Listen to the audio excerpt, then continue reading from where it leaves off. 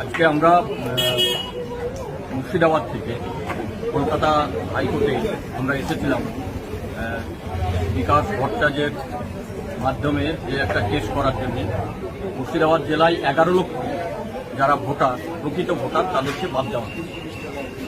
ফলে খুবই সমস্যার মধ্যে ভোটাররা পড়েছে এবং আতঙ্কিত হয়েছে। তারা অ্যাডজুডিকেশনে কিংবা ডিলিট, একেবারে জলজান্ত মানুষ অথচ ডিলিট হয়ে গেছে। সেই ডিলিট হওয়া ভোটাররা তারা আর ভোট দিতে পারবে না বলে আশঙ্কা প্রকাশ করছে। আমরাও তাই মনে করি।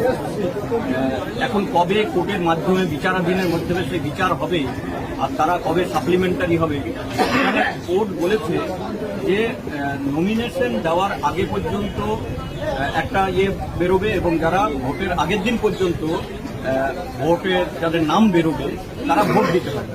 তাহলে ভোটের আগের দিন পর্যন্ত যদি এই বিচারাধীন ভোটাররা ভোট দিতে পারে, তাহলে শেষে যাদের নাম আসবে তারা তো ভোটে কোনো অংশগ্রহণ করতে পারবে না। নির্বাচক মণ্ডলী, সে তো নির্বাচনে প্রতিদ্বন্দ্বী করার অধিকার আছে, প্রতিদ্বন্দ্বিতা। সেইটা একটা আমরা আজকে কেস ফাইল করলাম বিকাশ ভট্টাচার্যের আন্ডারে হাইকোর্টে। আমরা আশা করছি যে আগামী সপ্তাহে তার শুনানি হবে।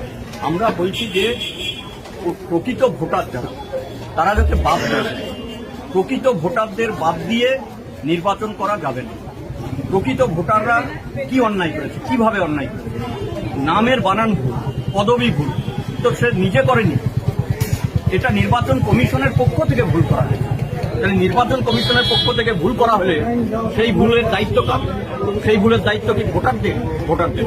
আমরা সেই জন্য প্রকৃত ভোটারদের বাদ না রেখে নির্বাচন করা যাবে না এই মর্মে, এবং যাতে সবাই অংশগ্রহণ করতে পারে, প্রতিদ্বন্দ্বিতা করার সুযোগ পায়, সেই মর্মেই আমরা